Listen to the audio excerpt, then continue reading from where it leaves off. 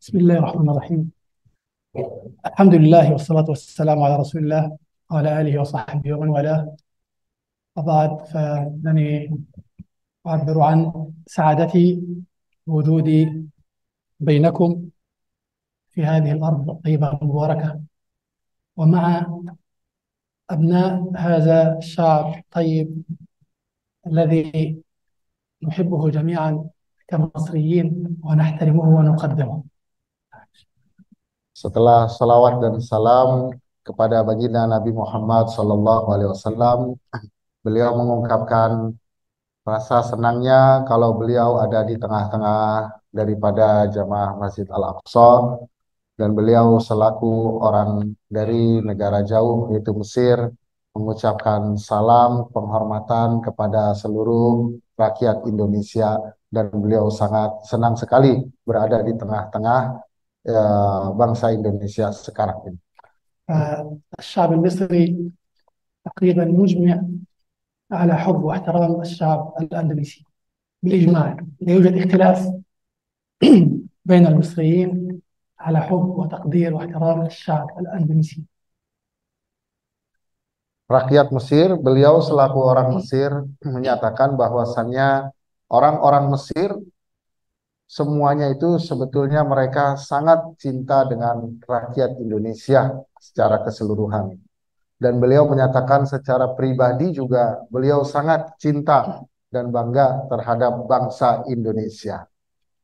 نتكلم الآن عن اليوم إن شاء الله عن أسباب يعني تخلف المسلمين، ومن أحد هذه الأسباب المهمة عدم الاهتمام بالتربية الأخلاقية. Hari ini kita insya Allah akan membicarakan tentang kenapa kaum muslimin ini terbelakang. Ya, jadi kita lihat bagaimana kaum muslimin banyak kemunduran, dan kata beliau salah satu penyebab terbesar daripada kemunduran kaum muslimin adalah tidak adanya perhatian yang besar dalam pendidikan anak-anak muslim. الإسلام قدم للبشرية أعظم نموذج في تاريخها على الإطلاق، أعظم نموذج أخلاقي منذ خلق آدم عليه السلام وحتى يرث الله الأرض ومن عليها. لن تشهد هذه الأرض أعظم ولا أرقى من النظام الأخلاقي الإسلامي الذي جاء به الإسلام. Islam telah memberikan contoh dan role model di dalam akhlak, dan ini sudah disaksikan oleh sejarah dunia semenjak daripada zamannya Nabi Adam alaihi salam sampai nanti kapan bumi akan berakhir, bagaimana Islam telah memberikan bagian daripada aturan akhlak yang begitu indah kepada seluruh manusia. لكن العجيب جدا أن هذه الأمة التي يمثلها أكثر من 52 دولة، هذه الأمة لا تهتم بهذا النظام الأخلاقي كثيرا ولا تأخذ به كثيرا. Dan yang anehnya, sayangnya, walaupun agama Islam ini memberikan peran yang besar terhadap pendidikan akhlak dan sudah disaksikan dalam sejarah manusia, hanya saja negara-negara muslim yang mana kalau di dunia ini sekitar 52 negara, mereka tidak tahu, bahkan tidak memerhatikan tentang pendidikan akhlak. أنا كمقدمة فقط سوف أعرض بعض النماذج بالرقي الأخلاقي عند المسلمين. مثلا فيما يتعلق بالتعامل مع الخدم، مثلا النبي محمد صلى الله عليه وسلم ضرب لنا مثلا عجيبا رائعا كيف كان يتعامل مع الخدم.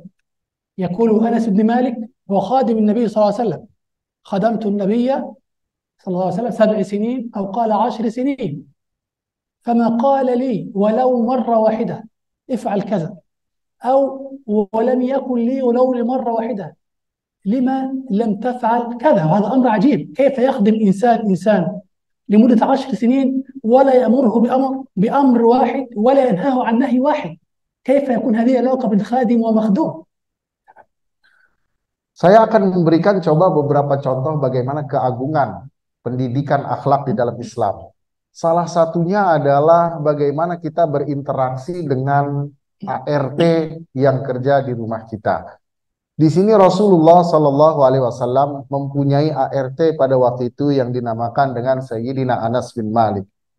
Kemudian kata Sayyidina Anas bin Malik, aku telah menjadi ART-nya bagi Rasulullah Shallallahu Alaihi Wasallam 7 atau 10 tahun. Dalam satu riwayat 7, riwayat lain menyatakan 10. Kemudian kata Anas bin Malik, selama itu aku tidak pernah mendengar Nabi Muhammad Shallallahu Alaihi Wasallam mengatakan kepadaku, berbuatlah ini. Atau Rasulullah mengatakan kepadamu, kenapa kamu berbuat begini? Atau dengan bahasa kita, tidak pernah Rasulullah SAW menyuruh dengan kata-kata yang menyinggung atau menanyakan kepadanya dengan kata-kata yang menyinggung. Coba kita bayangkan selama 7 atau 10 tahun, ini bukan waktu yang sebentar. Rasulullah tidak pernah mengeluarkan kata-kata yang membuat sakit daripada ART-nya. بل ويقول صلى الله عليه وسلم في حديث آخر خدمكم إخوانكم جعلهم الله تحت أيديكم فمن كان أخيه تحت يده فليطعمه مما يطعم وليلبسه مما يلبس ولا يكلفه ما لا يطيق ولا يتحمل فإن كلفه فليكن في عونه أو كما قال صلى الله عليه وسلم. Bahkan Rasulullah di dalam satu hadisnya menyatakan bahwasanya orang yang berkhidmat kepadamu, yang dimaksudkan di sini konteksnya adalah ART, dia adalah saudara-saudara kalian. Siapa yang dia menjadi pembantu bagi saudaranya, maka Allah akan menjadi pembantu baginya. Kemudian Rasulullah bersabda lagi, maka siapa yang ada ART-nya di rumah, hendaknya dia memberikan pakaian seperti dia memakai pakaian. Dan hendaknya dia memberikan makanan seperti yang ia makan. Jadi di sini yang disampaikan adalah bahwasannya seorang tuan rumah tidak membeda-bedakan daripada dirinya dan keluarganya terhadap ART sehingga menimbulkan rasa sakit hati di hati ART tersebut. هي لها من علاقة عجيبة. إنسان يخدم إنسان ثم هذا الإنسان شريعتنا تقول له إنه أخيك يأكل من أكلك ويشرب من شربك ويلبس من ملابسك ولا تقل له افعل ولا تقل له لا تفعل. أي رقي هذا وأي حضارة هذه وأي أخلاق هذه؟ هذا نموذج بسيط لعظمة ديننا وعظمة أخلاقنا ورقي سلوكياتنا. Coba kalau kita bayangkan ya, ini adalah satu hubungan yang begitu ajaib, yang begitu hebat, di mana ada seorang yang menjadi ART berkhidmat kepada orang lain, kemudian dikatakan oleh syariat kita, janganlah engkau menyatakan dengan lantang kepada ART, kepada orang yang berkhidmat, berbuatlah begini, jangan berbuatlah begini. Yang itu menandakan bahwasannya ia dengan lantang menyuruh ataupun melarang, yang akan menyakiti hati seorang ART. Bayangkan bagaimana tingginya akhlak ini. Sampai seorang ART yang kita bayar, kita dilarang untuk menyakitinya dengan kata-kata pun. Dan ini adalah satu contoh yang sangat simpel yang menunjukkan betapa tingginya akhlakul Islam. كذلك مثلا في باب الحلم، والحلم هو مقابلة الشدة بالرحمة، مقابلة الغضب بالرحمة. أتى رجل إلى النبي صلى الله عليه وسلم وهو يمشي مع أنس بن مالك، وكان النبي صلى الله عليه وسلم يضع على عاتقه بردة نجرانية غليظة، فجبذ النبي صلى الله عليه وسلم منها حتى أثرت في عاتقه، يعني في كتفه، تركت أثرا، أو قال الراوي قطع البردة، قطعها من شدة الجبذة، وقال له يا محمد اعطني من مال الله الذي عندك. فنظر إليه النبي صلى الله عليه وسلم وضحك ثم أمر له بالعطاء، فلم يقابل شدته بالشدة، ولم يقابل قسوته بالقسوة، ولم يقابل جفاءه بالجفاء، بل قابل الشدة والقسوة بل قابل الشدة والقسوة بالرحمة والحلم والعفو والصفح فيا لها من أخلاق راقية وعظيمة. Begitu juga ada permasalahan yang berkaitan dengan al-hil. Al-hil ini di dalam Islam maksudnya memberikan perbuatan atau memberikan reaksi perbuatan yang baik terhadap perbuatan yang buruk. Jadi membalas perbuatan yang buruk dengan perbuatan yang baik. Ini disyariatkan di dalam agama Islam. Seperti contohnya, dahulu Nabi Muhammad SAW sedang berjalan bersama pembantunya yaitu Anas bin Malik, di mana tiba-tiba ada orang yang melemparkan burdah atau melemparkan baju yang begitu berat kepada pundaknya Nabi Muhammad SAW sehingga beliau bergetar. Kemudian kata orang tersebut, "Ya Muhammad, wahai Muhammad, a'tini min malillahi alladzi a'tak." Berikanlah kepadaku harta yang engkau telah diberikan oleh Allah kepadanya. Kemudian Rasulullah SAW tidak lantas membalas perbuatan tersebut dengan perbuatan yang sama. Malah Rasulullah SAW memaafkan. Rasulullah SAW berlapang dada dan memberikan apa yang diminta oleh orang tersebut. Bagaimana keagungan akhlak ini, di mana kita diajarkan untuk membalas perbuatan buruk dengan perbuatan yang baik. كذلك في باب العدل والإنصاف. باب العدل والإنصاف أخلاق لا تنحاز ولا تجامل، لا انحياز ولا مجاملة. يتمثل قول رب العزة سبحانه وتعالى: يا أيها الذين آمنوا كونوا قوامين بالقسط، كونوا دائما عادلين منصفين شهداء لله، فلتكن شهادتكم لله سبحانه وتعالى دون انحياز ودون مجاملة، ولو على أنفسكم. يعني قل العدل ولو على نفسك أو الوالدين أو على أبيك أو على أمك أو الأقربين أو عمك أو خالك أو خالتك إلى غير ذلك. هو كلام إذا أنت تتخيله واقعيا صعب. حينما أنا أشهد على أبي إن كان مخطئا وأشهد على أمي إن كانت مخطئة، لكن هذا هو ديننا، هذه هي أخلاقنا، وهذه هي حضارتنا. حضارة الإنسان فيها منصف وعادل حتى ولو على نفسه، حتى لو على والديه. Begitu juga kalau kita renungkan bagaimana peraturan adil di dalam Islam dan sifat insaf. Sifat insaf itu adalah sifat sportif kita. Jadi kita nggak berat sebelah. Seperti yang Allah Subhanahu wa taala firmankan, a'udzubillahi minasyaitonirrajim, ya ayyuhalladzina amanu kunu qawwamina bil qisti syuhada lillahi walau ala anfusikum. Yang artinya, wahai orang-orang yang beriman, jadilah kalian orang-orang yang menegakkan keadilan, menjadi saksi bagi Allah sekalipun dengan diri kalian sendiri. Jadi di sini kalau prinsip keadilan dalam Islam itu nggak ada namanya mujamalah. Mujamalah itu basa-basi. Mentang-mentang dia itu keluarga kita, mentang-mentang dia itu teman kita, mentang-mentang kerabat kita, maka kita tidak bersikap adil. Bahkan di sini dikatakan walau ala anfusikum, sekalipun kalian bersaksi atas diri kalian sendiri, kita dituntut untuk bersikap adil. Artinya kalau kita nggak ada saksi yang lain, kita ditanya apakah perbuatan kita sudah salah atau benar, maka seharusnya kita mengatakan itu adalah perbuatan yang salah. Coba kita bayangkan, Allah berfirman, walau ala anfusikum, sampai ke terhadap diri kita harus adil. Bapak kita, ibu kita, umi kita, kan susah ya kalau kita bayangkan bagaimana saya mau bersaksi terhadap ibu saya atau ayah saya yang salah dalam melakukan sesuatu. Ini adalah sesuatu yang sulit untuk diungkapkan. Tetapi Allah memerintahkan kita. Dan inilah hadarah kita, kebudayaan kita, peradaban kita yang dibangun atas dasar keadilan.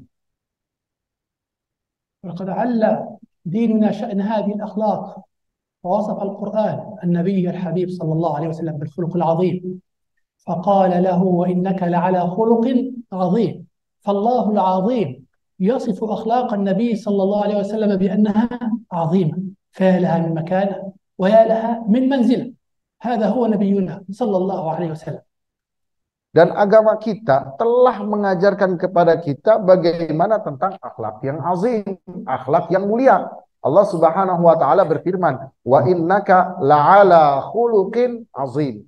Yang artinya sesungguhnya engkau wahai Nabi Muhammad benar-benar ada di atas akhlak yang agung, akhlak yang azim. Allah Subhanahu wa taala itu Maha Azim, dan Allah yang Maha Azim memuji sesuatu dengan azim, artinya benar-benar akhlak agung Nabi Muhammad sallallahu alaihi wasallam tidak bisa diragukan lagi. Inilah yang bagaimana menggambarkan kepada kita tempat akhlak yang mulia di dalam agama kita, yaitu agama Islam. بل بين النبي محمد صلى الله عليه وسلم أن أحد الأهداف الأساسية من بعثته هي إتمام مكارم الأخلاق، فقال صلى الله عليه وسلم: إنما بعثت لأتمم مكارم الأخلاق. Bahkan ya, akhlak azim atau akhlakul karimah ini menjadi sebab daripada tujuan diutusnya baginda Nabi Muhammad sallallahu alaihi wasallam. Beliau bersabda, "Innama bu'itsu liutammima makarimal akhlak." Aku ini diutus tidak lain hanyalah untuk menyempurnakan akhlak. Artinya memang akhlak yang baik itu ada, cuman belum sempurna, maka disempurnakanlah oleh baginda Nabi Muhammad sallallahu alaihi wasallam.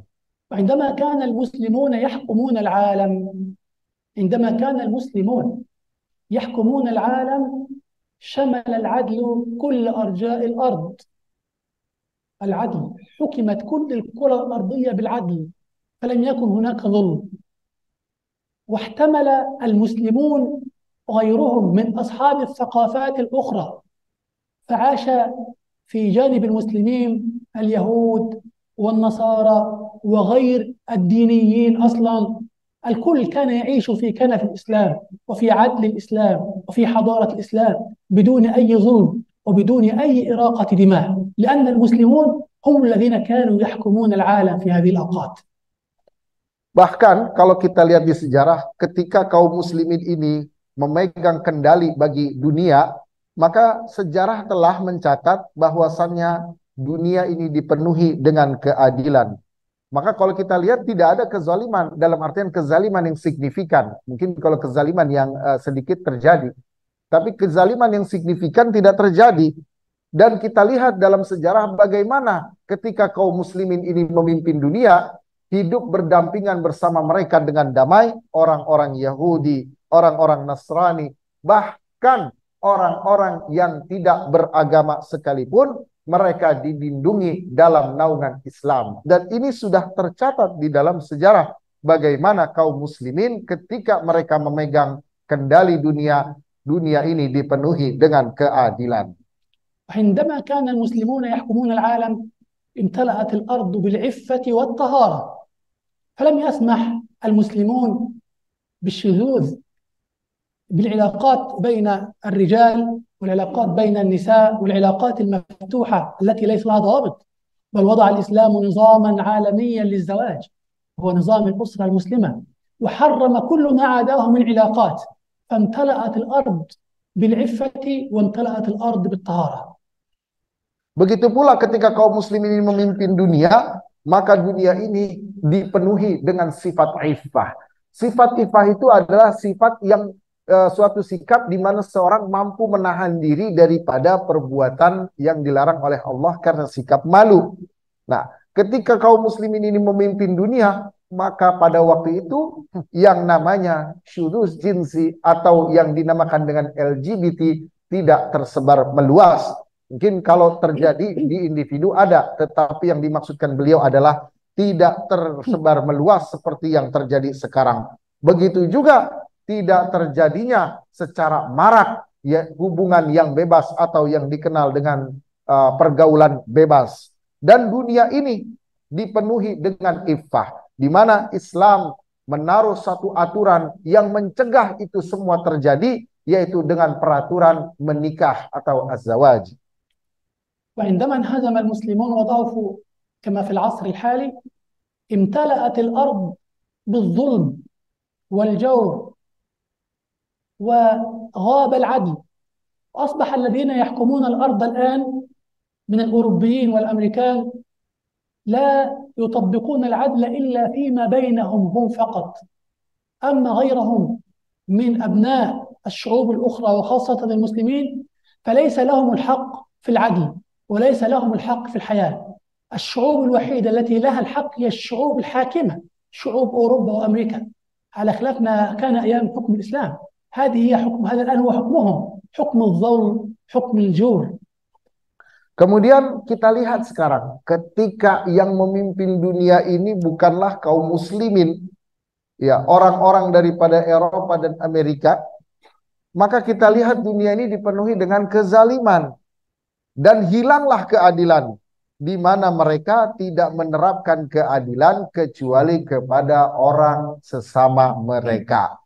Adapun orang yang selain mereka maka tidak berhak untuk mendapatkan keadilan. وأصبحت العلاقات مفتوحة بين الجنسين، بين الرجال والنساء في فترة حكم هؤلاء للكرة الأرضية، وأباحوا الشذوذ وحاربوا نظام الأسرة المسلمة حتى في بلاد المسلمين، ودعوا الشباب إلى الإباحية والتهور والأخطاء. Kemudian kita lihat apa yang terjadi. Maka dengan peraturan tersebut terjadilah pergaulan bebas.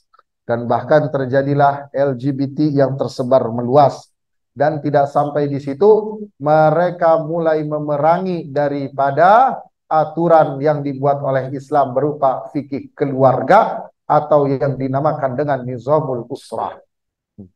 بل طغت المادية على الأرض في فترة حكمهم للكرة الأرضية، فترة حكم الأمريكان وأوروبا للكرة الأرضية. الآن حكم مادي، فلا يعرفون إلا المال ولا يعرفون إلا شهوات البدن. أما الإسلام قد كان يوازن بين الروح والبدن، بين الجسم والروح. الإسلام يوازن بين متطلبات الروح ومتطلبات البدن، إنما هؤلاء لا يعرفون إلا متطلبات الجسم ولا يعرفون ولا يشاهدون إلا المادة، فأصبحت المادية والشهوانية والجسمية هي السائدة في كل أنحاء الكرة الأرضية. Dan yang lebih buruk daripada itu, kita akan melihat muncullah di zaman sekarang itu orang-orang yang hanya terjebak dengan materialisme, yang dia tidak mengenal sesuatu pun kecuali diukur dengan materi, dan mereka hanya memikirkan syahwat-syahwat jasmani saja. Maka di sini kita melihat betapa buruknya apa yang dibawa oleh kaum-kaum barat, ya, yaitu mereka orang Eropa, di mana ruh dan jasad itu tidak menyatu. Mereka hanya memikirkan kepuasan jasad, kepuasan jasmani, sehingga mereka terkungkung dalam dunia materialistis. Nah, adapun Islam ini bersikap adil antara jasmani, materialisme dengan ruh, dengan yang ada di dalam jiwa manusia itu haruslah seimbang. ففسدت الأرض بفسادهم بعد أن صلحت بحكم المسلمين، وأظلمت الأرض بحكمهم بعد أن كانت منيرة بحكم المسلمين، وفسد الناس بفسادهم بعد أن أصلحهم الله بحكم المسلمين. Maka di sini kita lihat kerusakan di muka bumi tersebar setelah bumi ini dipenuhi dengan kebaikan ketika kaum muslimin memimpin dunia. Dan bagaimana yang tadinya bercahaya dengan akhlak yang dibawa oleh Islam kemudian menjadi redup karena dipimpin oleh orang-orang yang mereka tidak mengenal dengan Islam. انظروا إلى ظلمهم. إسرائيل تقتل من الأطفال الفلسطينيين فقط 6,000 طفل، وأوروبا وأمريكا لا يرون في هذا أي مشكلة، بينما لو قتل طفل إسرائيلي واحد خطأ هم يقيمون الدنيا ويقولون المسلمون إرهابيون. أما الإسرائيليون يقتلون 6,000 طفل وطفلة رضيع، ومع ذلك لا تأثر هؤلاء. لماذا؟ لأن هذا هو فترة حكمهم للأرض، فترة الظلم والجور، لا يوجد عدل. Nah, kita bisa lihat kerusakannya salah satunya yang terjadi di Palestina, yang terjadi di Israel, ya, Palestina, Israel tidak ada. Di mana ketika rakyat Palestina, orang-orang Israel teroris itu membunuh 6.000 anak kecil yang masih dalam susuan, mereka semua dibunuh. Tidak ada satupun dari negara-negara yang mengaku sebagai negara peradaban di Eropa sana yang mereka melihat bahwasannya ini adalah perbuatan yang zalim atau perbuatan yang salah. Mereka seakan mengatakan tidak masalah kalau itu terjadi. Tapi ketika orang-orang Filistin mereka membalas serangannya dan hanya terbunuh satu orang anak Israel saja, maka mereka semua akan menyatakan ini adalah tindakan terorisme. Maka kita lihat bagaimana ketidakadilan ini terjadi dan secara terang-terangan ada di hadapan kita. Kenapa ini bisa terjadi? Karena ini adalah masa di mana mereka menghukumi alam dunia ini. لكن إذا نظرنا إليهم نظرة إنصاف ونحن منصفون فإنهم يحترمون العمل ويحترمون القانون ويأخذون بأسباب العلم والتكنولوجيا لذلك تقدموا علينا. Tapi kalau kita lihat dengan pandangan yang sportif, kok mereka bisa gitu ya sampai menguasai dunia? Ya, ini karena mereka itu memuliakan ilmu, karena mereka memuliakan yang namanya bekerja. Mereka menggali terus ilmu teknologi sehingga mereka bisa mendapatkan kekuasaan dunia ini. إن في ديننا من المصادر في القرآن والسنة ومن الأخلاق ما إن تمسكنا بها فإننا سوف نسبق كل أهل الأرض وسوف نعود إلى مكاننا الطبيعي في قيادة الأمم وسنبني بلادنا ومجتمعاتنا على أفضل ما يكون الحال.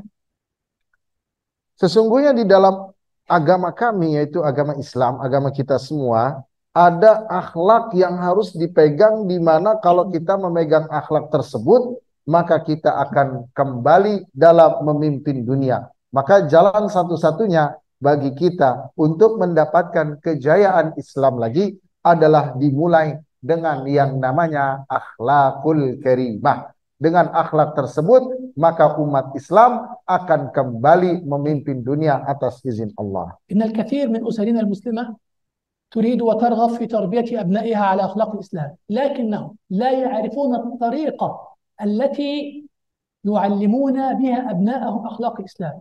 يغيب عنهم المنهج. وأنا في كتاب أخلاق المسلم المعاصر، وهو كتاب مطبوع ومترجم للروسية ومترجم أيضا للأندونيسية لكنه لم يطبع بعد، ومترجم للغة الأوزبكية، وضعت منهجا لكيف نربي أولادنا على أخلاق الإسلام. سوف أشرح لكم الآن أهم النقاط التي وردت فيه. Jadi kebanyakan daripada keluarga kaum muslimin, mereka pasti ingin dong anaknya itu dididik atas dasar akhlakul Islam, akhlakul karimah. Hanya saja masih banyak yang kebingungan, kita harus bagaimana di dalam mendidik akhlaknya, bagaimana caranya, mulainya dari mana. Nah, beliau, saya sedikit kasih tambahan. Jadi jamaah rahimakumullah, beliau warifukum ankum syai'an kita. Jadi beliau ini sudah lama dakwah di Rusia selama 10 tahun. Kemudian beliau ini sudah banyak melahirkan para guru Al-Quran di Rusia sana. Jadi beliau tahu bagaimana perkembangan kaum muslimin di Rusia, dan beliau juga doktor daripada Al-Azhar, dan beliau juga banyak menulis buku-buku dalam bahasa Arab dan Rusia. Jadi beliau bisa 3 bahasa, yaitu bahasa Arab sebagai bahasa induk, bahasa Rusia, dan bahasa Inggris. Nah, buku beliau ini banyak yang bestseller di Rusia sana. Salah satunya adalah buku yang menceritakan bagaimana cara mendidik keluarga ini dengan akhlakul Islam. Di mana buku ini sudah tersebar di 2 negara, pertama Rusia dan Uzbekistan. Dan sudah diterjemahkan ke dalam 2 bahasa tersebut. Hanya saja ke dalam bahasa Indonesia belum ada terjemahan lengkapnya. Dan beliau insya Allah sekarang ini akan menyampaikan dengan singkat bagaimana kiat-kiat dalam mendidik keluarga dengan akhlakul Islam. Karena yang tadi disampaikan bahwasannya kaum muslimin ini tidak akan mencapai kepada kejayaannya kalau mereka tidak dididik dengan akhlakul Islam. المصدر الأول لتعليم الأولاد أخلاق الإسلام هي الأسرة. الأب والأم هم النموذج الأول الذي سوف يخرج أبناء وبنات على أخلاق الإسلام أو لا يعرفون أخلاق الإسلام.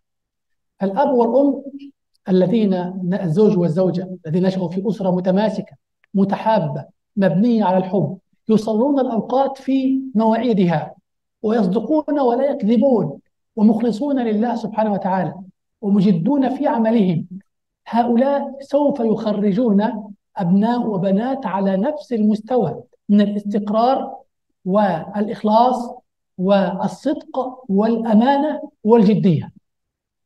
Jadi langkah pertama itu dalam membangun generasi Muslim yang berakhlakul Islam adalah daripada keluarga itu sendiri. Keluarga di sini yang mencakup maksudnya ayah dan ibu, di mana keduanya ini suami istri atau ayah ibu lah kelak yang akan melahirkan, yang akan membesarkan seorang anak yang mereka itu nanti akan berakhlak dengan akhlakul Islam, yang dengan hal tersebut akan terbangunlah tatanan masyarakat yang berakhlakul Islam, yang dengan terbangun tatanan masyarakat akhlakul Islam, maka terbangunlah suatu negeri dengan akhlakul Islam, yang dengan hal tersebut maka terjadilah peradaban Islam. Jadi dimulai daripada keluarga, di mana keluarganya ini harus ada saling cinta di antara ayah, ibu, kemudian dengan anak. Dan kemudian setelah ada atas dasar cinta, maka kemudian mereka menerapkan yang pertama, sholat tepat waktunya. Kemudian mencontohkan bagaimana mereka sungguh-sungguh dalam bekerja.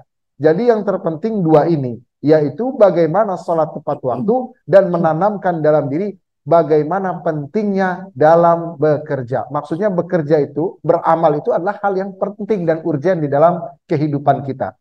لكن ماذا تنتظر من أسرة الزوج والزوجة دائما مختلفان متنازعان أو لا يصليان أو لا يصدقان في القول أو غير ملتزمين بالعمل أو دائما في خلافات؟ كيف يخرج هؤلاء أبناء وبنات على أخلاق الإسلام؟ هذا مستحيل. Sekarang bagaimana? Apa yang diharapkan seandainya di keluarganya ini yang terjadi adalah cekcok antar suami dan istri. Yang terjadi adalah keduanya tidak mau bersikap jujur, bersikap amanah, dan tidak ada sikap mereka itu disiplin dalam menjalankan ajaran agama yang dimaksudkannya adalah sholat terlebih dahulu. Lantas kalau daripada ayah dan ibunya saja sudah seperti ini, maka apa lagi yang akan diharapkan bagi anak-anaknya? رقم 2 هو تقديم نموذج أخلاقي للأولاد ليكون قدوة ومثل لهم. ولا يوجد أعظم من شخصية النبي محمد صلى الله عليه وسلم. لقد كان لكم في رسول الله أسوة حسنة. فلا بد من تقديم النموذج للأولاد الذكور والإناث، نموذج وقدوة يتمثلون به ويمشون على طريقه ويريدون أن يكونوا مثله ويمشون على سنته، مثل شخصية النبي محمد، شخصية الصحابة المكرمين أو الصالحين أو الأولياء أو العلماء. وبالنسبة للنساء شخصيات أمهات المؤمنين خديجة وعائشة وأبناء النبي وبنات النبي صلى الله عليه وسلم فاطمة وأبناء الصحابة. هذه الشخصيات تقدم كقدوة. إذا نحن تركنا للأولاد الأمر بدون تقديم قدوة، سوف يكون قدوة الأولاد شخصيات تطفو على مجتمعاتنا من الممثلين ولاعبي الكرة وبعض الأشخاص الذين يهدمون ولا يصلحون. إذا تركت له الفراغ سوف يكون هؤلاء هم شخصيات القدوة بالنسبة إليه، لكن لابد أن تضع له القدوة أمامه لكي يتمثل به ولكي يملأ حياته بالاقتداء به. Nah, langkah yang kedua tadi daripada keluarga, yaitu maksudnya suami dan istri. Langkah kedua adalah harus adanya namanya contoh di dalam kehidupan. Jelas contoh pertama adalah ayah dan ibu. Cuman contoh selanjutnya, ayah dan ibu ini harus bisa memberikan juga contoh yang lain. Bahasanya mungkin lebih dibahaskan kepada idolnya siapa, yang digemarinya siapa. Contohnya ini harus contoh akhlaki. Misalkan, dan tidak ada contoh yang lebih bagus daripada akhlaknya Nabi Muhammad SAW. Karena Allah berfirman, laqad kana lakum fi Rasulillahi uswatun hasanah. Sungguh telah ada di dalam jiwa Rasulullah itu uswatun hasanah, Jadi kalau kita mau memberikan cerita suri tauladan, itu tidak usah jauh-jauh. Kita cukup buka buku Sirah Nabawiyah, bagaimana Rasulullah mencontohkan, bagaimana Rasulullah itu berbuat. Dan tidak hanya sampai di situ, bukan hanya kisah Nabi Muhammad, bisa kita sebutkan kisah-kisah orang soleh, kisah-kisah para aulia, para wali-walinya Allah. Kemudian yang perempuan, kisah-kisah Ummahatul Mukminin, Sayyidah Fatimah, Sayyidah Khadijah, dan yang lain sebagainya. Kita harus ceritakan itu. Kita harus sampaikan. Dan kita sebagai orang tua harus mampu mengambil hikmah dan nilai daripada cerita-cerita tersebut untuk disampaikan kepada anak-anak kita. Karena jikalau kita tidak memberikan kisah-kisah tersebut, maka nanti anak-anak akan mengidolakan dengan idola-idola yang salah. Misalnya mereka lebih mengidolakan para artis, mereka lebih mengidolakan para pemain sepak bola, atau dengan artis-artis Korea yang sekarang terjadi. Itu semua karena kalahnya idola di dalam jiwa mereka. Siapa idola yang harus mereka idolakan? Informasinya kurang sampai, sehingga mereka semua tidak bisa langsung disalahkan juga. Tapi ini adalah murni karena kurangnya informasi daripada orang tua. رقم 3 في خطة التربية الأخلاقية القصة أو الحكاية التي تحكى للطفل قبل النوم من سن 3 سنوات حتى 7 سنوات. هناك الأطفال متعودون على أنك تحكي له حكاية قبل النوم. هذه الحكاية يمكن وضع القيم الأخلاقية فيها. يمكن وضع القيم الأخلاقية في هذه القصة وتربية الأبناء من خلالها. أحكي قصة تتكلم عن الأمانة، قصة تتكلم عن حفظ السر، قصة تتكلم عن الشجاعة، ثم هذه القصة تعيش في وجدان الطفل ويتربى عليها. Kemudian langkah yang ketiga, setelah kita menyampaikan daripada kisah-kisah dan contoh-contoh role model yang bagus dari Nabi Muhammad, kisah solihin, aulia. Kemudian yang ketiga adalah adanya kisah-kisah yang diceritakan sebelum anak-anak tidur, yaitu mereka umur-umuran 3 tahun ke atas, itu sangat-sangat membekas di dalam jiwa mereka. Dan yang diceritakan adalah bukan dongeng belaka, bukanlah sifatnya cerita-cerita yang mengandung hikayat picik-licik, tapi kisah-kisah yang mengandung amanah, mengandung syaja'ah, keberanian, mengandung kepada akhlakul karimah, sehingga sebelum mereka tidur itu tertanam di dalam jiwa mereka untuk beberapa tahun, maka akan terciptalah jiwa-jiwa yang akhlakul karimah. Mungkin تساؤل كده عشان قبل العشاء. تسأل أسئلة؟ نعم. طب ما في بين المغرب والعشاء، بين العشاء 5 دقائق لأن بقي عندي طيب شوية. طيب تمام. طيب. هذه القصة مهمة جدا. يعني وجدوا أن الشعب الياباني هو أكثر شعوب الأرض أخلاقا، على الرغم من أنه ليس عنده أي مصدر ديني، ليس عندهم أي دين، لكن هم أكثر شعوب الأرض أخلاقا. فلما بحثوا عن السبب وجدوا أن السبب هو القصة التي تحكى للطفل قبل النوم وتوضع فيها المبادئ الأخلاقية. فربى الشعب الياباني بهذه القصة. Dan kita tahu dong bagaimana rakyat Jepang, mereka itu rakyat yang maju, akhlaknya bagus.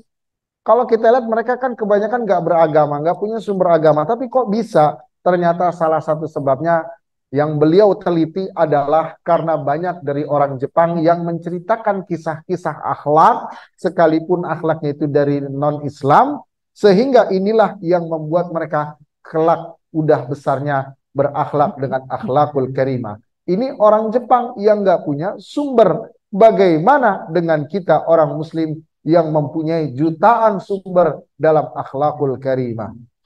كذلك استخدام التكنولوجيا الحديثة في توصيل المفاهيم الأخلاقية للأولاد وتربيتهم على الأخلاق. نفعل أفلام يقوم بها أشخاص حقيقيون أو أشخاص كرتونيون تمثل هذه الأخلاق، ثم في كل فيلم نضع خلق معين. هذا من أنجح الوسائل في التربية الأخلاقية.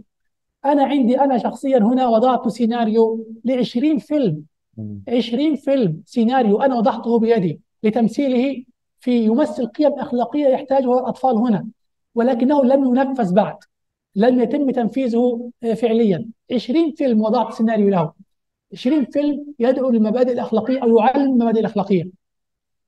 Kemudian beliau juga menyarankan jangan lupa untuk menggunakan teknologi Ya, misalnya ada menonton video-video dengan akhlak yang bagus, yang dimasukkan pesan-pesan Islami. Dan beliau sendiri ternyata bukan hanya berbicara, beliau sudah berbuat dan beliau sudah buat 20 skenario film tentang akhlakul Islam, bagaimana seorang itu harus berakhlak yang bagus untuk anak-anak kecil. Hanya saja 20 skenario ini belum sempat untuk dijadikan video secara sempurna dan ini masih dalam tahap prosesnya. عمل مواقف افتراضية تطبيقية على الأخلاق في داخل المنزل. مواقف افتراضية تطبيقية، بمعنى أنا آتي بالولد أو البنت أقول له أنا سأقول لك سر، هذا السر سوف تحتفظ به لمدة شهر، وفي نهاية الشهر أنا سأطالبك بأن تزيح هذا السر لكي أدربه على حفظ السر، ثم أنتظره. إن حفظ السر حتى نهاية الشهر أكافئه، وإن أفشى السر قبل هذا الشهر أعاقبه. كذلك الأمانة، الحفاظ على الأمانة، أنا أعطيه أمانة أقول حافظ على هذه الأمانة لمدة شهرين، فإن حافظ على الأمانة لمدة شهرين أكافئه، فإن لم يحافظ عليها أعاقبه. يعني أفعل تدريب واقعي تطبيقي على الأخلاق في داخل البيت. Dan beliau memberikan satu juga trik ya, agar anak itu berakhlak. Jadi dengan cara melatih. Jadi kata beliau, beliau juga sudah melakukan kalau misalnya anak ini diberikan rahasia sama beliau. Jadi bilang ke anak, nah punya rahasia nih, tolong jaga rahasia ini selama 1 bulan. Ya. Kemudian kita lihat selama 1 bulan itu, apakah rahasia itu akan tersebar atau tidak. Jikalau rahasia tersebut tetap ada di dalam anak tersebut dan tidak tersebar, maka beliau akan berikan hadiah kepada anak itu. Kenapa? Karena dia telah berlaku amanah. Namun, kalau rahasia ini tersebar, ada yang tahu selain anak itu, maka anak ini telah berkhianat. Maka harus diberikan juga sanksi untuk anak tersebut. Jadi, begini cara melatihnya, bukan hanya dengan diceritakan, tapi dipraktekkan dan dikasih reward dan dikasih hadiah. Kalau melanggar juga dikasih dengan hukuman. Dan ini menurut saya sangat-sangat menarik untuk dipraktekkan.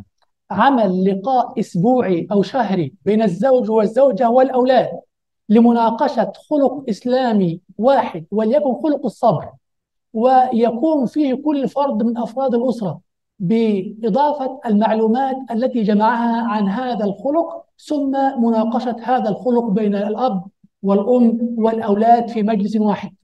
Kemudian harus ada juga pertemuan rutin setiap minggunya antara suami, istri, dan anak. Untuk apa? Untuk berdiskusi.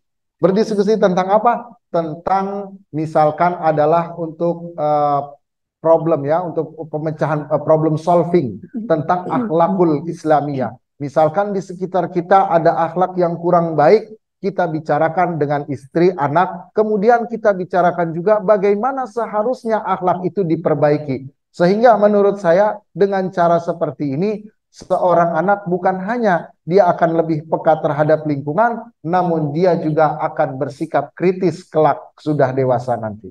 حينما آمر الطفل أو الطفلة بالأخلاق لا أمره بشكل مجمل، إنما آمره بشكل تفصيلي. أحيانا أنت تقول للطفل اصبر، والطفل لا يفهم معنى اصبر، أو تقول له كن أمينا، هو لا يفهم معنى كن أمينا.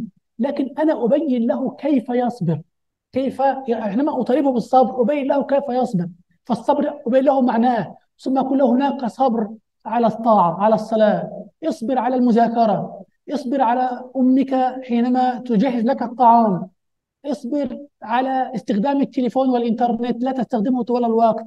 وبين له تفصيل الأخلاق، لا أقول له الخلق مرة واحدة دون بيان تفصيلي، لابد من البيان التفصيلي للخلق حتى يفهمه الطفل ويعرف معناه ويعرف كيف يمارسه في الحقيقة. Kemudian ketika kita memerintahkan anak kita, kita jangan perintahkan secara global, tapi secara mendetail. Misalnya, kita jangan memerintahkan sabar.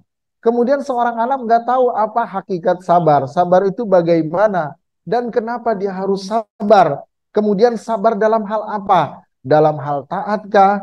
Dalam hal sholatkah? Dalam hal bekerjakah? Maka di sini kita nggak bisa memerintahkan dengan perintah yang sangat global. Namun kita harus memperinci sehingga anak-anak itu bisa paham. Misalkan jangan main handphone terus. Tapi bagaimana, kenapa kita tidak boleh main handphone terus, dan bagaimana kita untuk mengalihkan daripada bermain handphone tersebut? أنا أتعجب من أمرين. أتعجب من شعب ليس عنده دين وليس عنده مصدر للأخلاق مثل اليابان ليكون الشعب الأول في الأخلاق على العالم. ثم أتعجب من أمة عندها أعظم مصادر الأخلاق في التاريخ وهي القرآن والسنة، ومع ذلك ليس لها ترتيب في مستويات الأخلاق في العالم اللي هي أمة الإسلام. كيف هذا؟ كيف لن نتخيل هذا؟ أمة بلا دين وبلا مصادر، ليس عندهم مصادر وهي الأولى على العالم، وأمة عندها كل شيء في القرآن والسنة ومع ذلك ليس لها أي ترتيب على العالم من ناحية الأخلاق. Saya ini sangat aneh ya, sangat takjub. Bagaimana ada satu bangsa yang nggak punya sumber agama, tetapi mereka nomor satu dalam akhlak.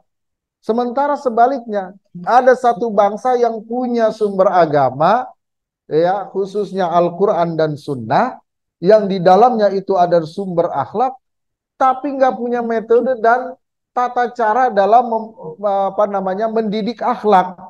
Nah, ini bagaimana? Ini adalah suatu kejadian yang sangat aneh menurut beliau. ذلك ليس له إلا معنى واحد، ليس له إلا معنى واحد، أن مرور أكثر من 1440 عام على وجود هذا الإسلام بيننا ليست كافية لفهم هذا الدين العظيم والاستفادة منه.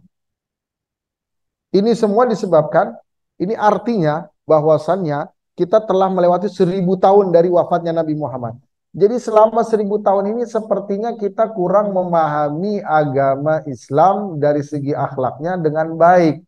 Mungkin bisa diambil kesimpulan seperti itu. إن هذا الدين عظيم جدا جدا جدا. Dan ini menunjukkan betapa agungnya Islam, sehingga dalam waktu kurun 1000 tahun pun masih harus digali-gali dan gali lagi. ولكنه لم يجد من يفهمه أو يقدره حتى الآن. Akan tetapi belum ada orang yang bisa memahaminya secara benar-benar komprehensif, ya secara keseluruhan, bagaimana Islam ini mengajarkan keagungan akhlak. ولكن الله يقدره والملائكة يقدرون. Akan tetapi Allah dan para malaikatnya mengagungkan agama Islam.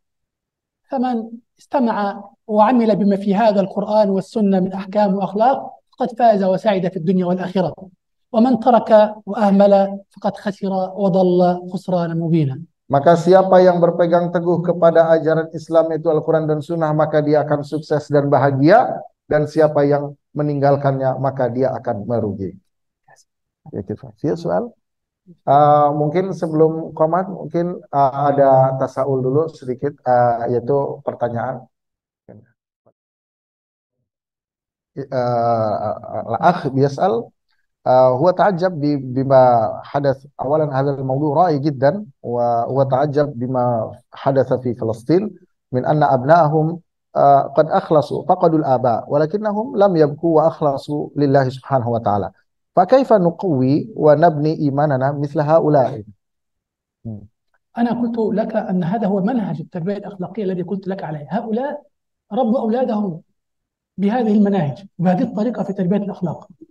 أنت إذا ربيت الأولاد على القرآن والسنة وقصص الصالحين، قصص الصالحين وقصص الصحابة وقصص الأنبياء، سوف يكون مثل هؤلاء.